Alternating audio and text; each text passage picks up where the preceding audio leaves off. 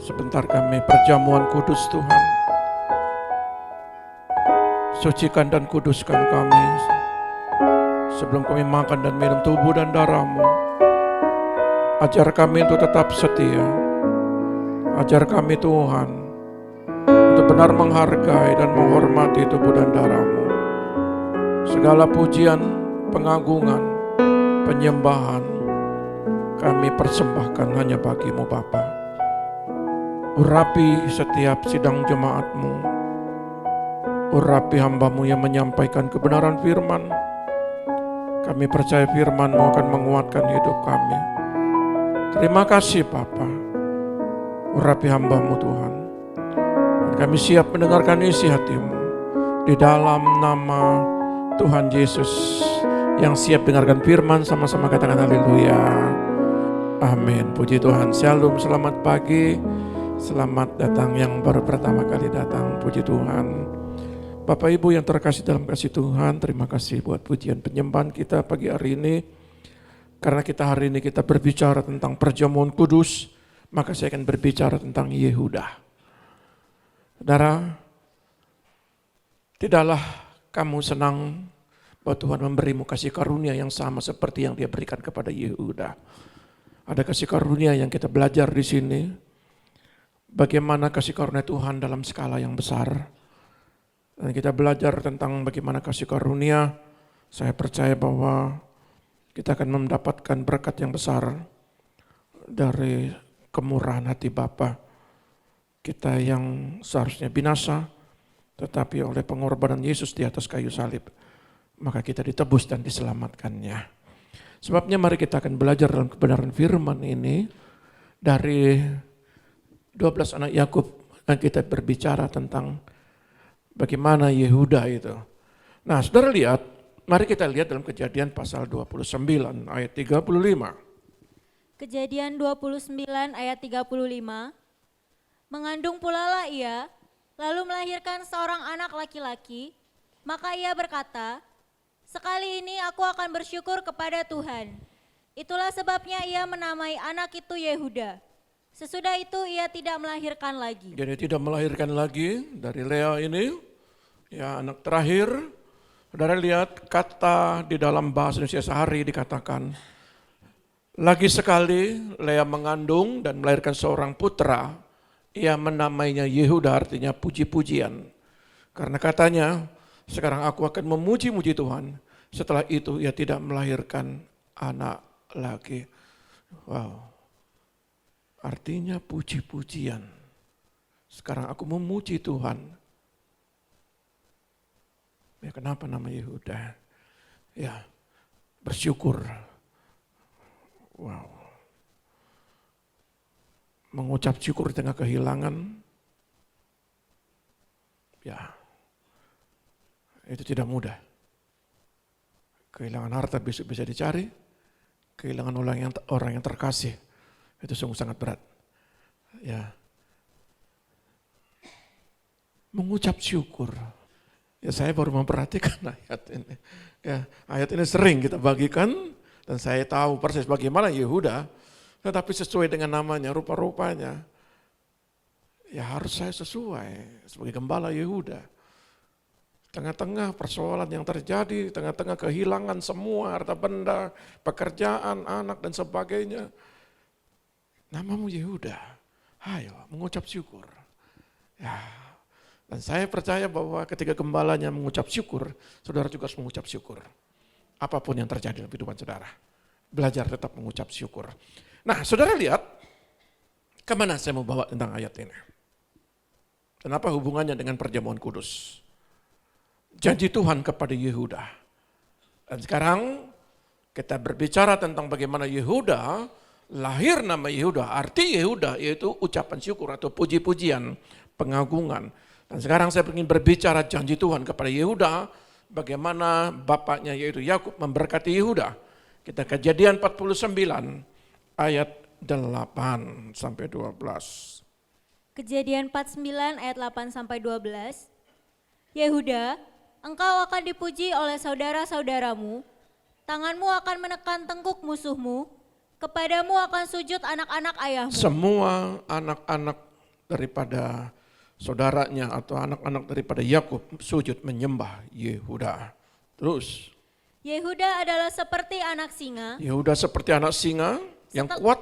Terus Setelah menerkam, setelah dia menerkam, engkau naik ke suatu tempat yang tinggi, hai anakku. ya, Ia meniarap dan berbaring seperti singa jantan atau seperti singa betina. Siapakah yang berani membangunkannya? jadi saudara, kalau saudara jemaat Yehuda, saudara harus kuat seperti singa. Singa ketika dia melihat mangsa, ketika dia melihat jiwa-jiwa, bagaimana dia bisa memenangkan jiwa-jiwa yang tergeletak supaya mereka mengalami suatu kemenangan. Anak-anak singa tidak cengeng, dia dilatih untuk berburu. Anak-anak Tuhan di tempat ini tidak pernah putus asa, dia harus kuat dalam setiap tantangan kehidupan. Singa betina berbicara bahwa dia akan melahirkan keturunan-keturunan yang artinya keturunan-keturunan singa, keturunan-keturunan yang kuat. Ya, terus Tongkat kerajaan tidak akan beranjak dari Yehuda, ataupun lambang pemerintahan dari antara kakinya, sampai dia datang yang berhak atasnya, sampai dia yang datang berhak atasnya. maka kepadanya akan takluk bangsa-bangsa. Saudara lihat. Ia, Ayat, ya terus kalau ada. ia akan menambatkan keledainya pada pohon anggur, dan anak keledainya pada pohon anggur Ketika pilihan. Yesus datang ke Yerusalem, dia tidak pakai kuda, tetapi dia pakai keledai. Terus, Ia akan mencuci pakaiannya dengan anggur, saudara lihat dia mencuci, sudah dinubuatkan di dalam kitab Kejadian bahwa yang dia ini yang akan datang akan mencuci jubahnya dengan darahnya sendiri. Terus, dan bajunya dengan darah buah anggur. ya, Matanya akan merah karena anggur, dan giginya akan putih karena susu. saudara lihat. Dari ayat ini, apakah ayat ini tergenapi? Ya, apa yang dikatakan beberapa ribu tahun yang lalu, tidak ada perkataan Tuhan itu lewat begitu saja. Jadi saudara harus bisa klaim bahwa apa yang difirmankan Tuhan kepada saudara, saya mau sampaikan pasti terjadi. Ya. Dan sudah dinubuatkan Yehuda bahwa keturunanmu di ayat 10, tongkat kerajaan tidak akan lepas dari Yehuda sampai dia yang berhak atasnya datang, yaitu dia yang akan ditaati oleh semua orang yang akan mencuci jubahnya seperti mencuci jubah dengan darah anggur. Sukacitanya benar-benar direnggut di atas kayu salib. Bahkan di sini dikatakan ya bahwa giginya akan putih karena susu. Kita lihat kekuatan gigi itu berbicara tentang bagaimana kekuatan untuk mengunyah segala sesuatu makanan firman. Dia menggenapi firman itu. Ya, matanya merah artinya, merah anggur artinya dia bukan matanya merah karena marah dengan amat sangat ketika orang-orang yang mengalami mukjizat, pertolongan, kesembuhan. Bahkan 5.000 orang menerima makanan dari tangannya. Orang mati, orang lumpuh, orang buta berjalan. Matanya merah dengan anggur artinya dia melihat dengan sukacita.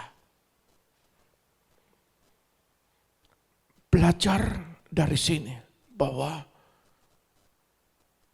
sukacita, puji-pujian harus keluar dari hatimu.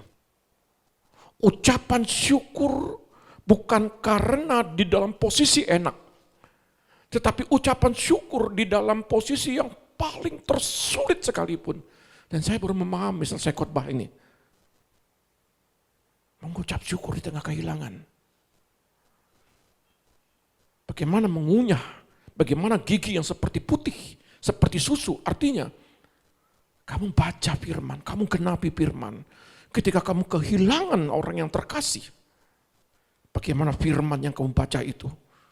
Kamu kunyah, kamu terima, kamu renungkan, kamu lakukan. Hambaku. Wow, tidak kebetulan nama Yehuda ini. Dan ternyata tempaannya begitu berat juga. Tidak mudah. Tapi saya bersyukur bahwa ketika Tuhan panggil untuk menjadi hambanya, dan ketika Tuhan panggil saudara, artinya mengucap syukurlah dalam segala hal. Baik, tidak baik keadaannya.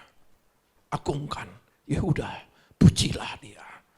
Bisa kita memuji dia? Di saat terhilang, di saat kekurangan, di saat kita menerima, mungkin kita mengalami sakit penyakit, tetap mengucap syukur. Itu ketika sebelum saya lanjutkan, ada yang saya layani setelah operasi katarak, ternyata operasinya dia tidak bisa melihat sebelah kiri, sebelah kanan. Ya, sebelah kanan. Kok tidak ada perubahan katanya, sama seperti ngelihat. Berapa umurmu saya katakan? 64. 64, sudahlah. Umur 6 tahun, 70. Kalau Tuhan memberikan kamu sebelah sempurna, sebelah tidak sempurna, mengucap syukurlah. Mengucap syukur. Saya belajar Yehuda, sesuai dengan namanya. Saya belajar mengucap syukur. Walaupun hari-hari ini, hati saya agak terkoyak sedikit ya. Terkoyak sedikit dalam arti, saya direview, mengingat lagi anak saya. Namanya manusia ya, saya minta maaf, bukan berarti saya tidak percaya. Tapi, kehilangan itu berat sekali.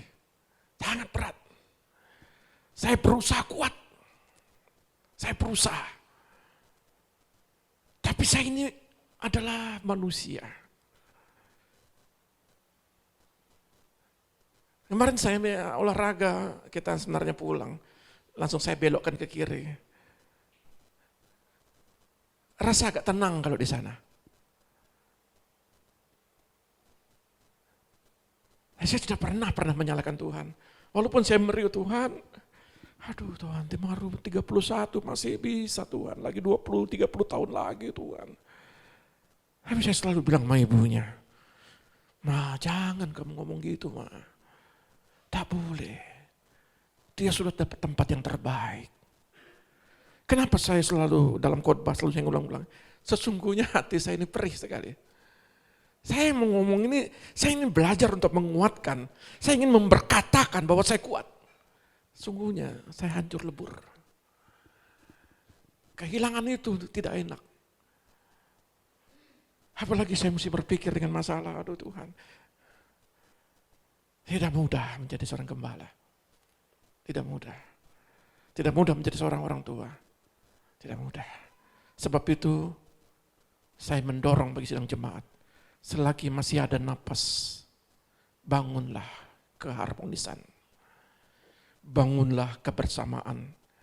Bangunlah kasih anugerah Tuhan. Supaya jangan itu terhilang. Dan saya pernah melayani juga. Ada orang yang berkata, Mama, Papa Pendeta, ayo berdoa. Saya mau Pak Pendeta berdoa, ini kata anaknya.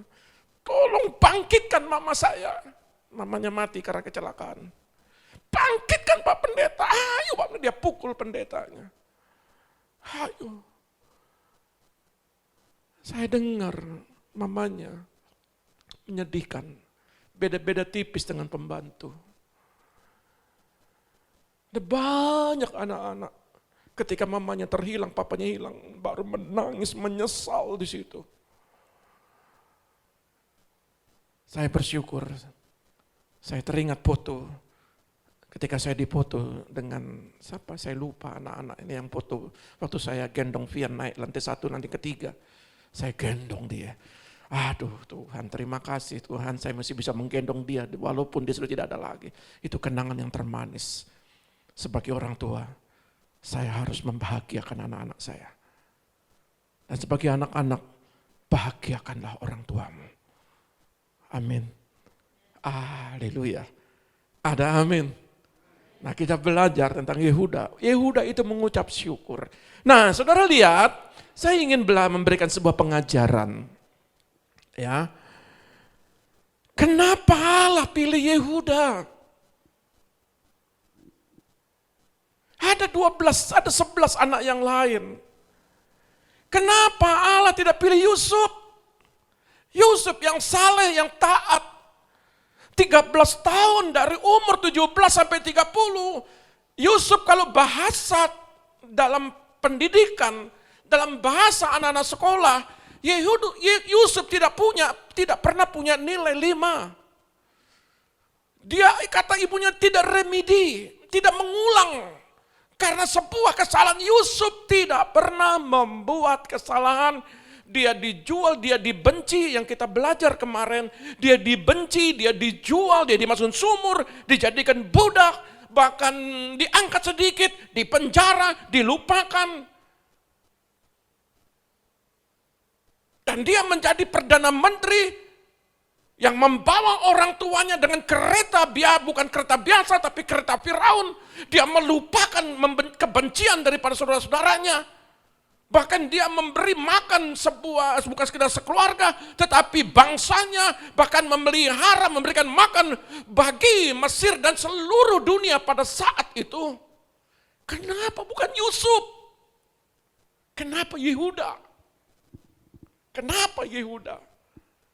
Saudara, saya ingin mengajarkan kepada saudara tentang tubuh dan darah Kristus hari ini. Kenapa Yehuda?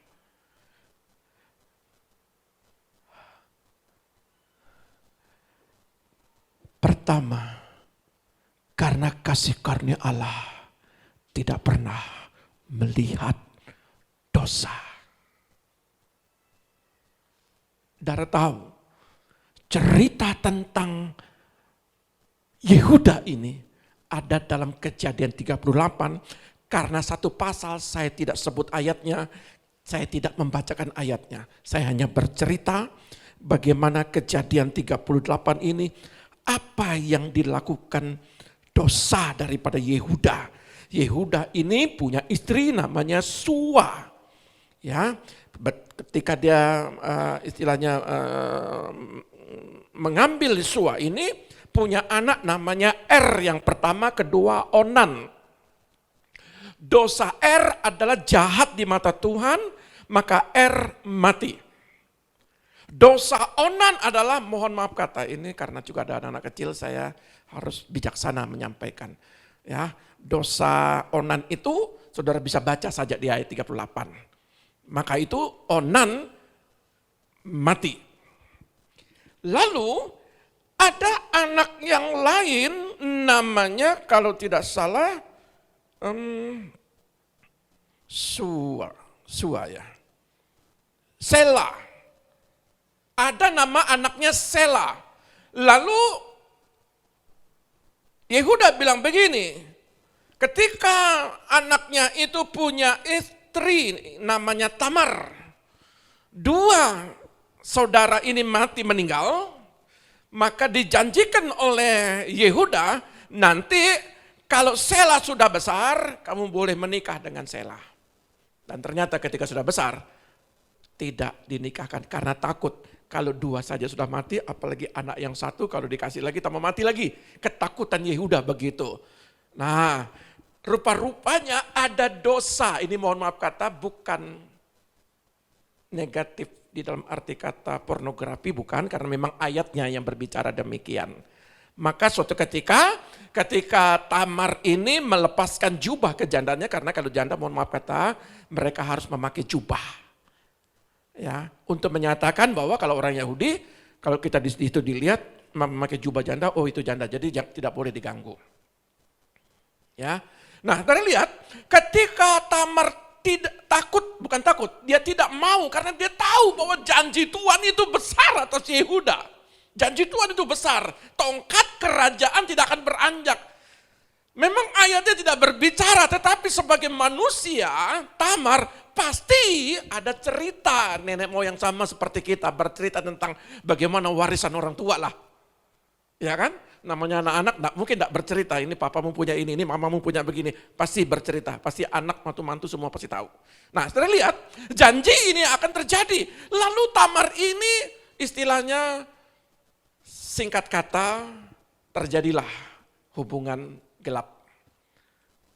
Ya, terjadi hubungan gelap. Sehingga melahirkan Peres dan Zerah. Nanti kita bahas. Saya lanjutkan, ini dosanya ada di dalam kitab Kejadian pasal 38. Saudara bisa baca sendiri.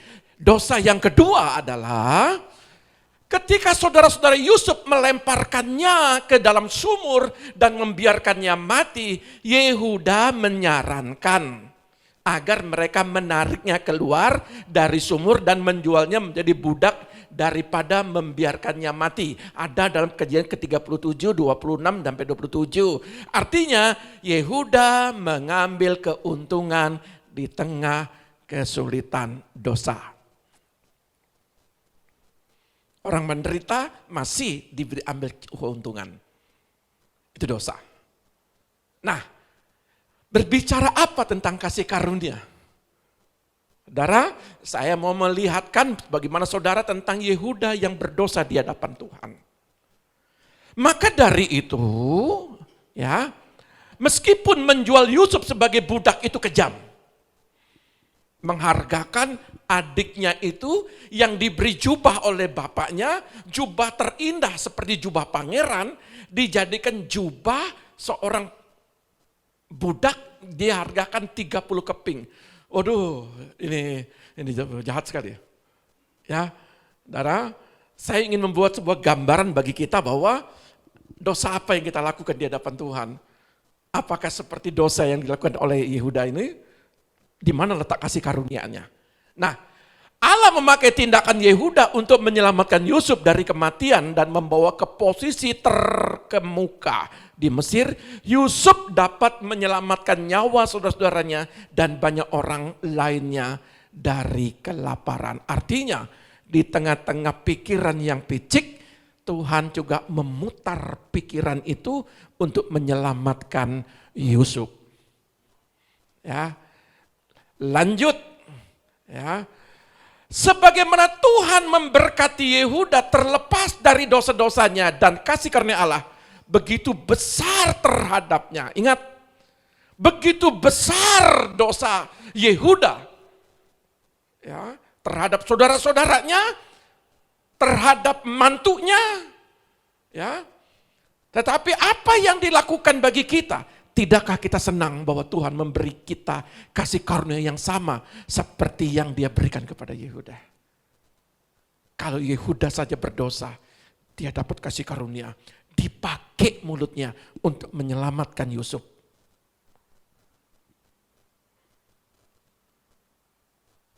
Jangan kita menghakimi diri kita sendiri. Saya sudah berdosa, saya sudah tidak layak. Tidak boleh kita berkata demikian. Kalau Yehuda yang berdosa saja diambil untuk mendapatkan, diberikan kepercayaan untuk sebuah rencana yang besar.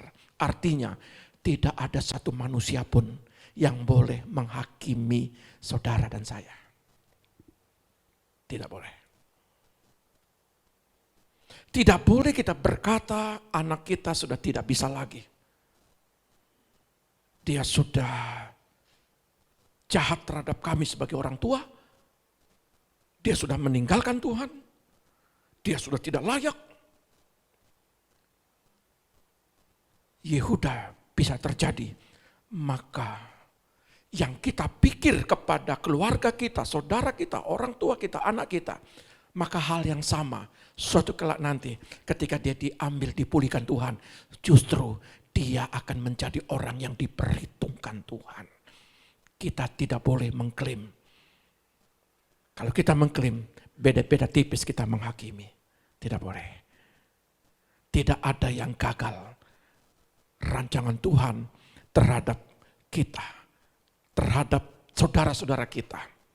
Dan bahkan banyak orang-orang seberang menjadi orang-orang hebat, menjadi penuai-penuai jiwa, menjadi orang-orang yang radikal memberitakan firman. Artinya, kita banyak sudah mendengar di YouTube berapa banyak orang dimenangkan lewat pelayanan yang kemarin-kemarin itu. Ya, melukai hati-hati Tuhan, mengkhianati, bahkan istilahnya menganiaya, sama seperti Rasul Paulus, sama seperti Silas. Ketika diubah, dia menjadi Paulus. Artinya, kasih karunia berlaku kepada semua orang, termasuk orang-orang terdekat kita, yang notabene sepertinya tidak ada pengharapan. Tapi kasih karunia selalu ada harapan. Amin. Jadi tidak boleh pesimis, harus optimis.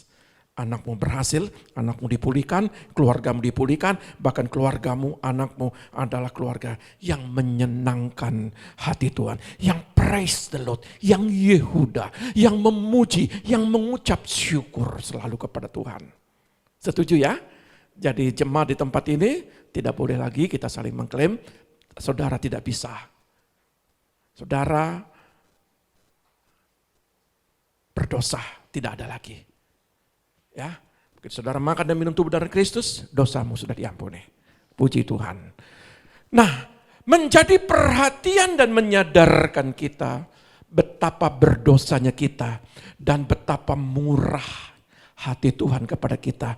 Seharusnya kita tidak dianggap sebagai umat yang berhak menerima janji Tuhan, ya, tetapi kematian dan kebangkitan Kristus telah memberi kita akses kepada kekayaan yang tidak ternilai di dalam Dia, yaitu kita memperoleh keselamatan.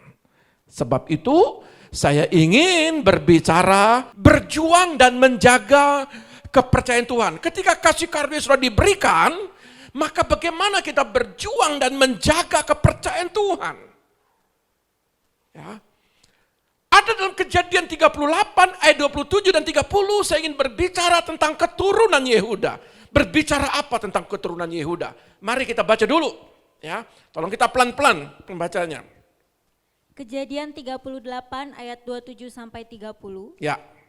Pada waktu perempuan itu hendak bersalin, Saudara lihat, ini pernah saya bagikan, tetapi ada hikmat baru. Terus.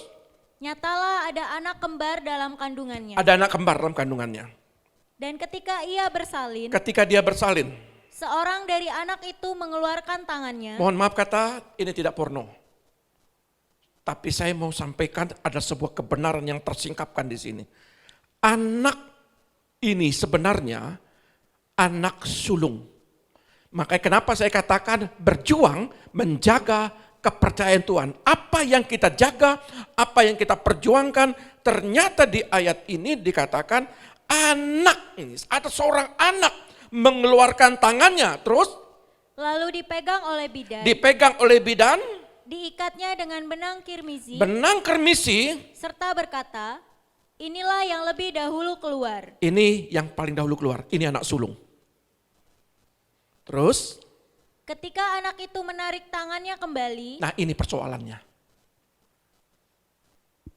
Anak itu menarik tangannya kembali. Padahal sudah dikasih tanda benang kermisi. Kalau saya bawa di dalam pengertian sekarang, anak ini sudah diberi tanda sebagaimana benang kermisi berbicara tentang sudah mengalami urapan kuasa Roh Kudus. Sudah mengenal urapan Roh Kudus. Sudah ada dalam tuntunan Roh Kudus. Bahkan janji-janji Tuhan terhadap hidupnya, kamu anak sulung. Tetapi anak ini sudah diberi tanda dan dia tidak mau menjadi anak sulung. Dia tarik lagi. Terus. keluarlah saudaranya laki-laki, dan bidan itu berkata, alangkah kuatnya engkau menembus keluar. Maka anak itu dinamai Peres. Ternyata di dalam kandungan ada pergolakan. Merebut hak kesulungan. Oleh adiknya, dia merebut, mengambil kesempatan ketika kakaknya menarik kembali tangannya, lalu adiknya mendobrak lebih dahulu keluar. Untuk apa? Merebut, memperjuangkan hak kesulungan. Saudara, saya ingin berbicara kepada saudara bahwa jangan main-main dengan hak kesulungan. Jangan menganggap sepele berkat anak sulung. Ya, terus disampaikan di sini betapa kuatnya engkau menerobos keluar, menembus keluar. Terus Sesudah itu, keluarlah saudaranya laki-laki yang tangannya telah berikat benang kirmizi itu, lalu kepadanya diberi nama Zerah. kepadanya diberi nama Zerah. Saudara, perjuangan merebut hak kesulungan tergenapi apabila hidupnya dalam kebenaran dan tetap setia kepada panggilan rencananya. Maka saya bilang bagaimana Peres vs Zerah. Bagaimana perebutan hak kesulungan sejak dalam kandungan. Berkat anak sulung itu menentukan perjalanan hidup pada waktu itu. Dan bagaimana Yakub dan Esau. Kalau kita belajar di dalam Alkitab, di dalam kandungan adiknya akan lebih besar kekuasaannya. Tetapi secara kelahiran tidak sama seperti Peres dan Zerah. Yang lahir di luar Esau, maka Esau adalah anak sulung. Yakub anak bungsu. Tetapi dalam perjalanan hidupnya, Esau menjual kesulungan, hak kesulungan. Maka diambil oleh Yakub. Penting hak kesulungan ini. Dalam kandungan dan dalam perjalanan hidup yang dilakukan oleh Esau, bahkan dengan Yakub, meremehkan hak kesulungan, maka Esau kehilangan hak kesulungan oleh karena semangkuk kacang merah. Dan Peres ini merebut hak kesulungan itu. Kenapa penting? Kenapa Yehuda? Kenapa Yehuda yang dipilih kasih karunia Allah? Kenapa Yehuda? Bahkan kenapa Peres? Kenapa bukan Zerah? Ingat. Kalau dalam ayat ini kenapa Yakub? Kenapa bukan Esau? Yakub memelihara bagaimana janji hak kesulungan, berkat kesulungan, anak sulung itu penting. Bahkan Peres di dalam kandungan, dia mendobrak keluar. Aku ingin menerima berkat anak sulung, maka dia menerobos lebih dulu keluar. Walaupun tangannya Zerah sudah itu menjadi anak sulung. Saya mau membawa kemana ini ayat? Saudara, kalau kita perhatikan, tidak bagi Ruben. Ruben di dalam Kejadian 49, di situ dikatakan, Ruben, kamu yang paling utama, tetapi kamu sekarang tidak yang terutama lagi. Kenapa? Karena kamu menodai tempat tidur ayahnya. Dia menghampiri gundik ayahnya. Dan dia tidur sama gundiknya. Berkat anak sulung hilang. Secara tubuh jasmani, dia berzina dalam tubuh jasmani, berkat kesulungan hilang. Bagaimana Efraim? Efraim berzina dalam roh, dia menyembah berhala-hala. Menyembah berhala-berhala. Jadi dua ini, dosa yang membuat berkat anak sulung terhilang pada mereka. Efraim kehilangan berkat yang seharusnya namanya tercatat di dalam kitab Wahyu, ya. Dan namanya tidak tercatat di situ. Ruben seharusnya menerima berkat dan tidak tercatat di situ. Ya, tidak dicatat di dalam menikmati segala kebaikan-kebaikan Tuhan. Ya, walaupun sedikit, tidak seperti Yehuda. Tidak seperti Yakub, tidak seperti Peres. Kenapa Yehuda? Kenapa Peres? Kenapa Yakub? Kenapa tidak Esau? Kenapa Yehuda? Kenapa Peres? Kenapa tidak Zerah? Maka saya mau menjelaskan di dalam ayat ini. Kenapa Yehuda? Kenapa Peres? Kenapa saya? Kenapa kita? Karena banyak keturunan kita terhilang. Kenapa banyak keturunan kita mengalami kegagalan-kegagalan? Kenapa? Karena tidak mengerti berkat anak sulung itu penting sekali. Penting berkat sulung itu. Kita baca Matius. Matius pasal 1 ayat 1 sampai 17. Yang poin-poin saja. Terus kalau saya bilang stop. Terus. Silsilah Yesus Kristus. Inilah silsilah Yesus Kristus, anak Daud, anak Abraham. Abraham memperanakan Ishak, Ishak memperanakan Yakub, Yakub memperanakan Yehuda dan saudara-saudaranya. Yehuda memperanakan Peres dan Zerah dari Tamar, Peres memperanakan Hezron, Hezron memperanakan Ram. Sudah, cukup di situ. Kalau kita lihat Zudah, sebenarnya Tamar, suaminya Er dan Onan ketika mati. Tadi saya sudah jelaskan dalam kitab pasal 38 antara Zudah dan Tamar.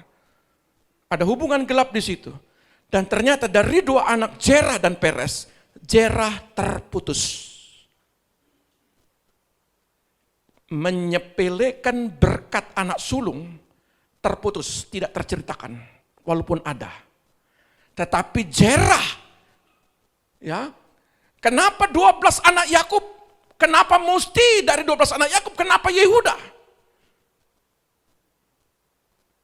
Dan ketika namanya Peres, dan Peres kita lihat keturunannya terus, lanjut. Ram memperanakan Aminadab, Aminadab memperanakan Nahason, Nahason memperanakan Salmon, Salmon memperanakan Boas dari Rahab, Boas memperanakan Obed dari Rut, Obed memperanakan Isai. Sudah lihat bagaimana Obed dan Rut di situ disampaikan juga berarti Rut adalah keturunan. Terus Isai memperanakan Raja Daud, Daud memperanakan Salomo dari istri Uria, Salomo memperanakan Rehabeam. ayat 10. Ayat 10. Hizkia memperanakan Manasye. Hizkia sudah tahu yang dapat umur 15 tahun lagi. Itu keturunan Peres. Ya, terus. Manasye memperanakan Amon.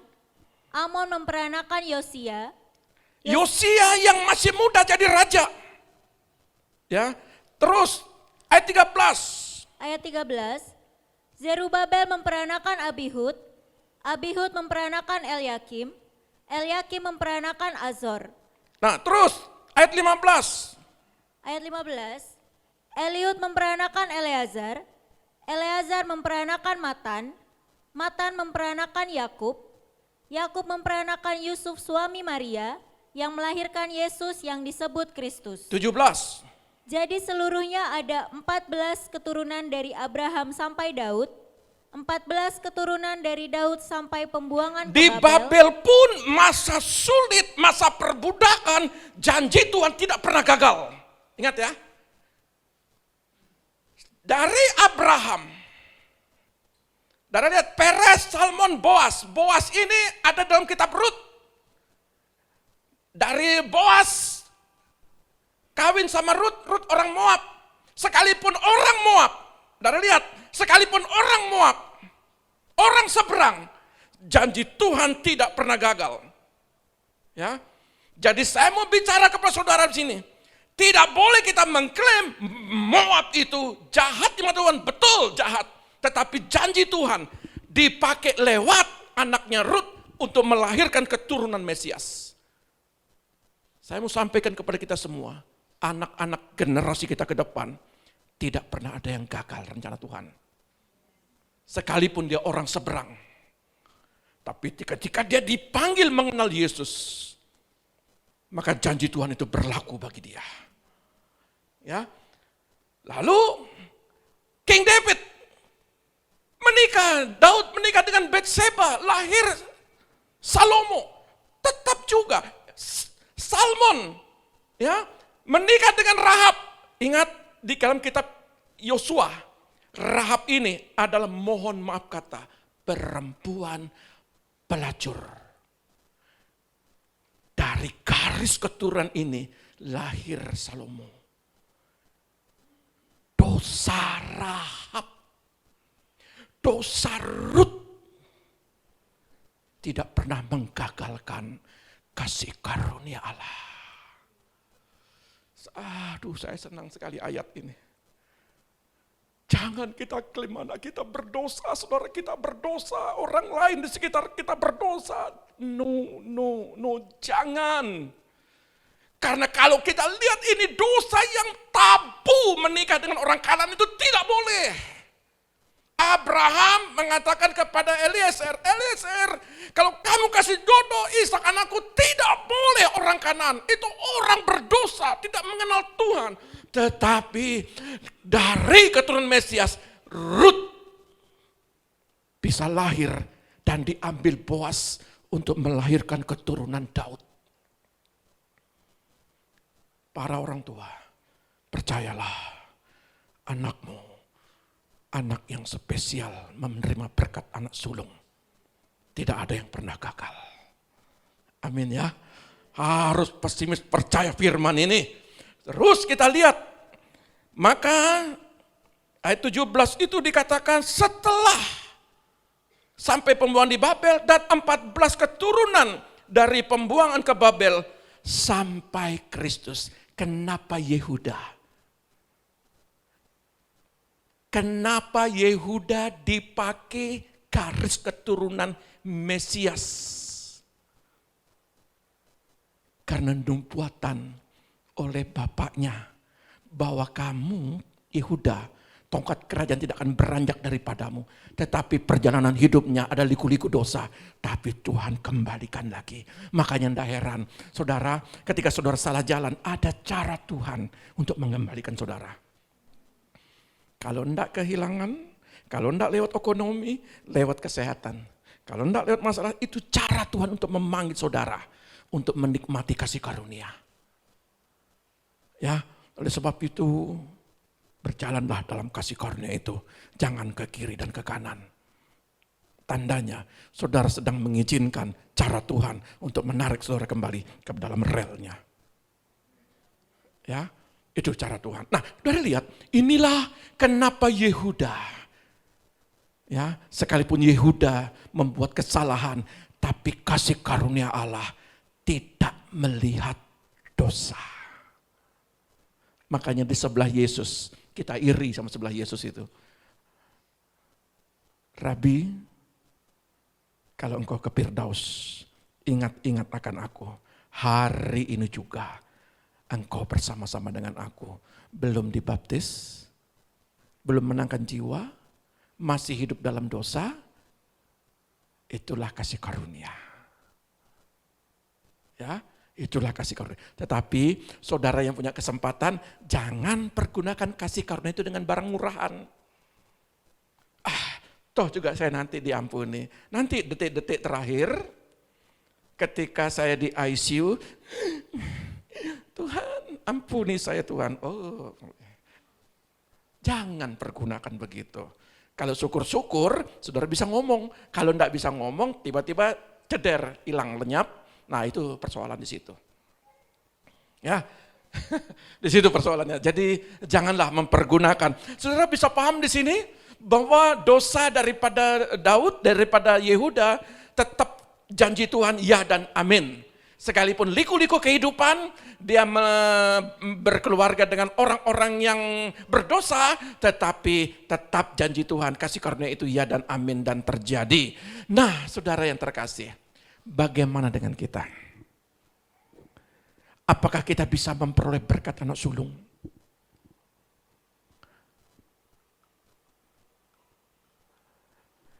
Maka kita lihat Yakobus 1 ayat 17 dan 18. Yakobus 1 ayat 17 dan 18.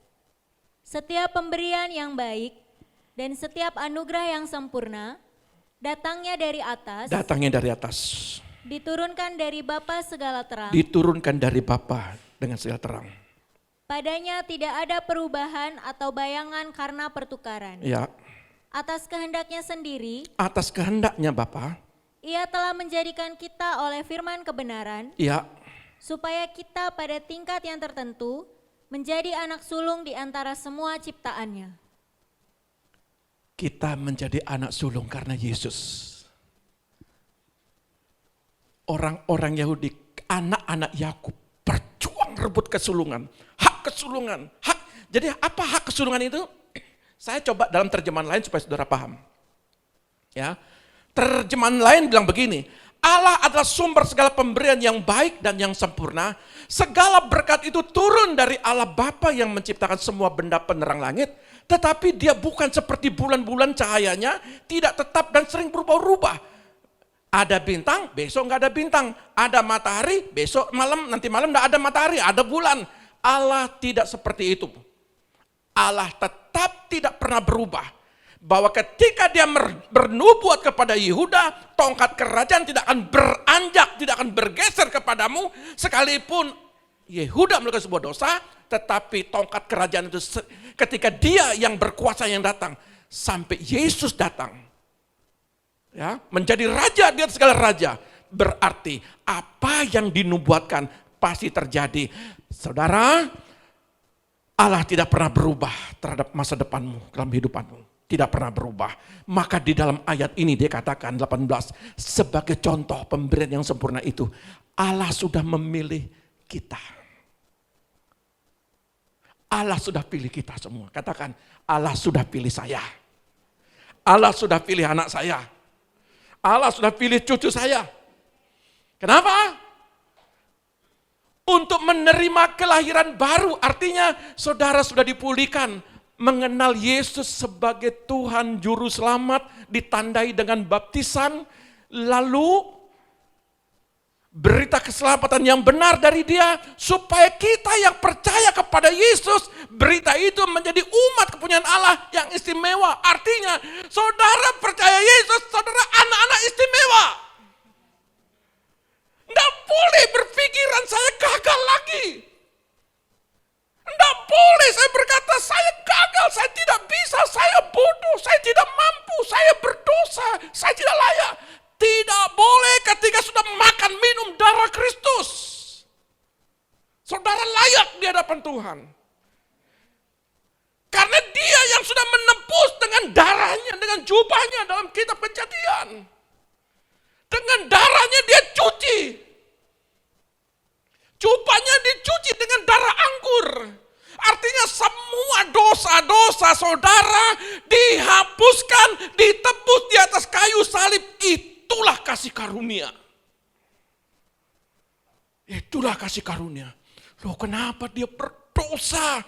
Dia jahat sekali terhadap orang tua. Kenapa dia semakin diberkati? Itulah kasih karunia. Itulah kasih karunia. Kadang-kadang kita iri sama orang seberang kenapa sudah diberkati. Saudara, boleh orang seberang diberkati. Tapi saudara, berkat keselamatan tidak dimiliki oleh orang seberang. Saudara adalah orang-orang yang menerima berkat keselamatan.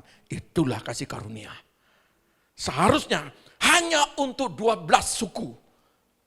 Tetapi karena kedegilan mereka tidak mengakui Yesus Kristus sebagai Tuhan, bahkan menyalibannya, maka kasih karunia diberikan kepada saudara. Sebab itu, hormati tubuh dan darah Kristus. Ya, hormati. Nah, saudara adalah kepunyaan Allah yang istimewa. Saya melihat saudara adalah orang-orang istimewa. Ada beberapa banyak anak bayi di tempat ini.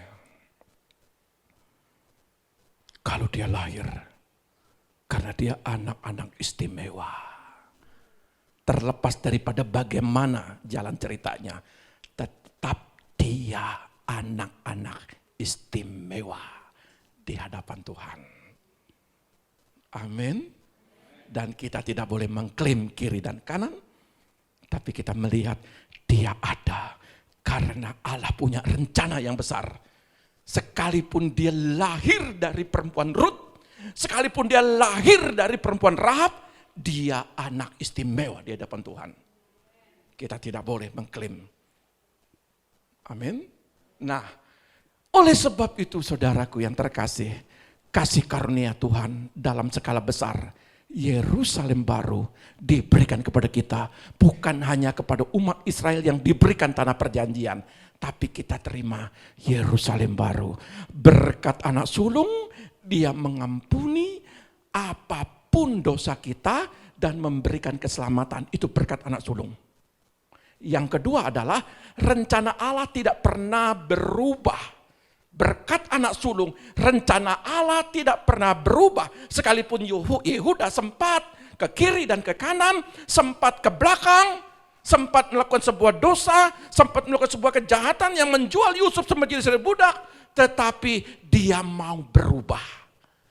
Yang membuat hidup kita tidak menerima, tidak menggenapi berkat anak sulung, karena kita masih hidup dalam dosa dan tidak mau berubah. Yang ketiga adalah jaga dengan baik berkat kesulungan itu. Bukan berbicara anak sulung. Enggak, bukan ini konsepnya. Konteksnya bukan ini. Oh, saya anak yang paling besar, berarti saya diberkati adik-adiknya. Oh, konteks ini bukan itu. Bukan. Ya, berkat anak sulung adalah berkat yang dinikmati orang yang percaya kepada Kristus. Itu saudara dan saya. Maka saudara akan terima berkat sulung. Saudara adalah anak-anak sulung di hadapannya. Maka dalam ayat ini saya tutup. Ya. Roma pasal 3 Ya. ayat 23 sampai 26. Karena semua orang telah berbuat dosa Semua orang berarti kita juga. dan telah kehilangan kemuliaan Allah. Kehilangan kemuliaan Allah. Dan oleh kasih karunia Oleh kasih karunia. telah dibenarkan dengan cuma-cuma karena penebusan dalam Kristus Yesus. Jadi oleh karena Kristus, dia menghapuskan kita, dosa kita dengan cuma-cuma. Terus? Kristus Yesus telah ditentukan Allah menjadi jalan pendamaian karena iman. Karena iman kita pada Kristus, sesungguhnya saudara sedang memperdamaikan. Saudara sudah pernah berbuat dosa yang jahat di hadapan Tuhan, tapi karena sudah percaya kepada Kristus, kita diperdamaikan dengan Bapa kita. Terus? Dalam darahnya, hal ini dibuatnya untuk menunjukkan keadilannya, karena ia telah membiarkan dosa-dosa yang telah terjadi dahulu sampai kemarin. Terus? pada masa kesabarannya. Ya. Maksudnya ialah untuk menunjukkan keadilannya pada Bahwa masa dia ini, adil. supaya nyata bahwa ia benar dan juga membenarkan orang yang percaya kepada Yesus. Saudara lihat. Artinya hari ini, ketika saudara makan dan minum tubuh darah dari Kristus, Allah itu adil. Apapun dosa yang saudara lakukan kemarin, Allah itu adil. Dia hapus dosa saudara. Enak? Enak? Jadi orang Kristen enak? Percaya Yesus enak? Itulah kasih karunia. Jangan sia-siakan kasih karunia itu. Tuhan Yesus memberkati kita. Mari kita datang kepada Tuhan.